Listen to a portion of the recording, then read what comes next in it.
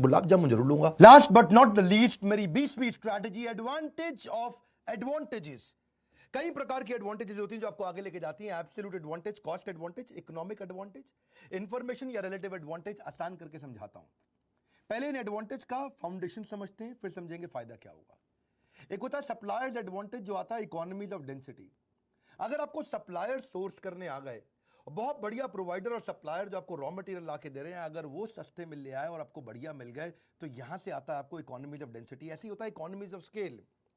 ये वो cost advantage है जो आप अपने ऑपरेशंस को बड़ा करने के कारण अचीव करते हैं, जिससे एक यूनिट, एक आइटम, एक जूस की बोतल को प्रोड्यूस करने की कॉस्ट घट जाती है, क्योंकि आपको वॉल्यूम में बनाना है। इकोनॉमीज ऑफ स्केल इंडिकेट करता है कि कंपनी की एफिशिएंसी बढ़ चुकी है, उसकी प्रोडक्टिविटी बढ़ चुकी है। यह अचीव होता है आपकी टेक्नोलॉजी के कारण, या स्पेशलाइज्ड लेबर के कारण, या बल्क बाइंग के कारण। आप बड़ा सामान सस्ते में खरीद लेते हो, बेटर फाइनेंशियल मैनेजमेंट के कारण, या कोई बड़ा नेटवर्क हो जहां से आप माल बेच सकते हो। इकोनॉमीज ऑफ स्केल का एग्जांपल समझिए। अगर आपने वीडियो गेम बनाया, उस वीडियो गेम बनाने में आपकी काफी टाइम लगा, काफी आपकी कॉस्ट लगी, लेकिन अब आपने उस गेम की कई कॉपीज बना ली हैं। जितनी कॉपी उस वीडियो गेम की बेचते जाओगे, तो कॉस्ट पर गेम अपने आप घट जाएगी आपकी। ऐसे उसका आ जाता है इकोनॉमीज ऑफ स्केल। ऐसे ही होता है इकोनॉमीज ऑफ स्कोप। आपने वही इंफ्रास्ट्रक्चर इस्तेमाल किया और उसी इंफ्रास्ट्रक्चर से आपने अलग अलग प्रोडक्ट प्रोड्यूस कर दिए। शेयरिंग ऑफ इनपुट्स और जॉइंट यूटिलाइजेशन ऑफ इनपुट आपने सिमिलर प्रोडक्ट के लिए यूज किए। ये इंपॉर्टेंट रोल प्ले करता है। मेरी बात को जरा समझना कि एक कंपनी है जूता बनाने वाली, वो आदमी का जूता भी बनाता है, औरत का जूता भी बनाता है। अगर उसी टाइप का जूता वो बच्चे का भी बना दे, तो वही इंफ्रास्ट्रक्चर तो इस्तेमाल करेगा और बच्चे का भी जूता बन जाएगा। सेम प्रोडक्शन इक्विपमेंट यूज करेगा, सेम सप्लाई यूज करेगा, सेम स्टोरेज यूज करेगा, सेम डिस्ट्रीब्यूशन चैनल यूज करेगा, और साथ में एक नया प्रोडक्ट बन जाएगा।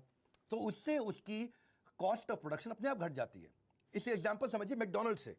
मैकडॉनल्ड बर्गर भी बनाता है, फ्रेंच फ्राइज भी बनाता है। अगर मैकडॉनल्ड, अब देखते हैं, समझते हैं कि वो बना कैसे रहा है उसको, उसे सेम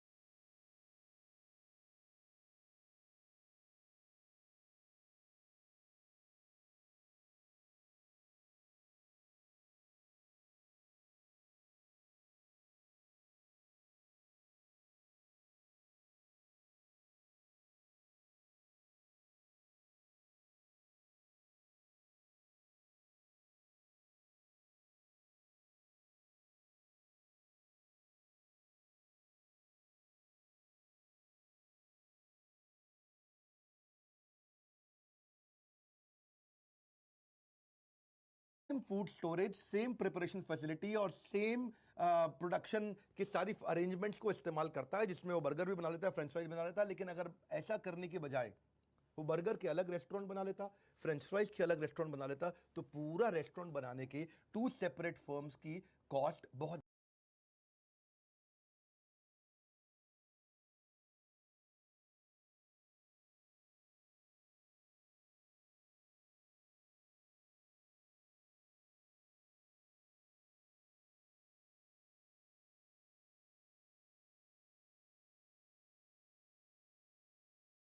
ज्यादा पड़ जाती है उसको। इसी को बोलते हैं इकोनॉमीज ऑफ स्कोप। आपने उसी प्रोडक्शन कैपेसिटी से ज्यादा तरीके के प्रोडक्ट बना दिए और उसकी कॉस्ट सब जगह शेयर हो जाती है नेचुरली। आपको कॉस्ट एडवांटेज जो है लाने के लिए और भी इकोनॉमीज ऑफ स्केल लाने के लिए और भी तरीके हैं, इकोनॉमीज ऑफ लर्निंग भी होता है कि आपने इंडिविजुअल स्किल्स बहुत बढ़ा दिए, लोगों को इतना सिखा दिया, इतना लर्न करा दिया कि आपकी नेचुरली कॉस्ट कम पड़ती है, जैसे चाइना करता है, उनका स्किल बिल्डिंग सबसे अच्छा है। हमने नितिन गडकरी जी से पूछा था इसके बारे में, इंडिया में कब ठीक होगा। ऐसे इकोनॉमीज ऑफ प्रोसेस भी होता है कि आपने प्रोसेस इतना इनोवेशन कर दिया, प्रोसेस इतना बढ़िया कर दिया, या तो एडवांस मशीन से लिया या रैपिड प्रोसेस लिया, तो भी आपकी कॉस्ट घट जाती है। या इकोनॉमीज ऑफ डिजाइन, डिजाइन को आपने स्टैंडर्डाइज कर दिया, अब उसी डिजाइन को छापे जा रहे हो, छापे जा रहे हो, छापे जा रहे हो, तो भी आपकी कॉस्ट कम हो जाती है। या इनपुट कॉस्ट कम हो जाए किसी प्रकार से, आपको लोकेशन का एडवांटेज मिल जाए, जहां रॉ मटेरियल तुरंत मिल जाता हो, 1 किलोमीटर में फट से रॉ मटेरियल पहुंच जाता हो, लो कॉस्ट इनपुट आपको जैसे मिल जाता है। या यूनियन नहीं है आपकी लेबर के अंदर, तो लेबर सस्ती मिल जाती है, या आपकी बार्गेनिंग पावर बढ़ जाती है, या फिर कैपेसिटी यूटिलाइजेशन से भी आपकी कॉस्ट घटती है। उसी मशीन से आप ज्यादा माल बना लें तो आपकी कैपेसिटी यूटिलाइजेशन हो गई, या एचआर से भी आपकी कॉस्ट घटती है।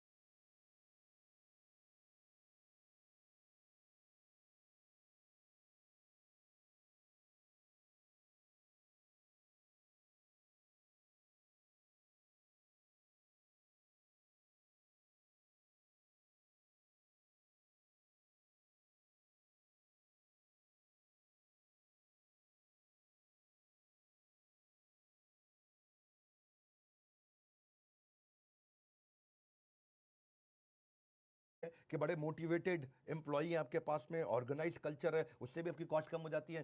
सो अ कंट्री, उदाहरण लेते हैं, वो अगर सेब का एक थैला $5 में प्रोड्यूस कर रहा है और एक और कंट्री सेब का एक थैला $8 में प्रोड्यूस कर रहा है, तो जो कंट्री 5 में प्रोड्यूस कर रहा है नेचुरली इसको बेनिफिट मिल जाएगा। इससे निकल के आते हैं आपकी सारी एडवांटेजेस।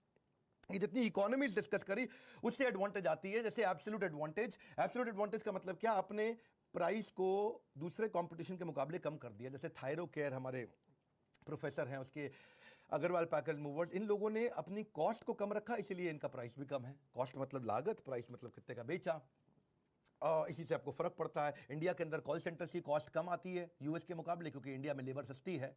इससे आपकी आती है प्राइस एडवांटेज।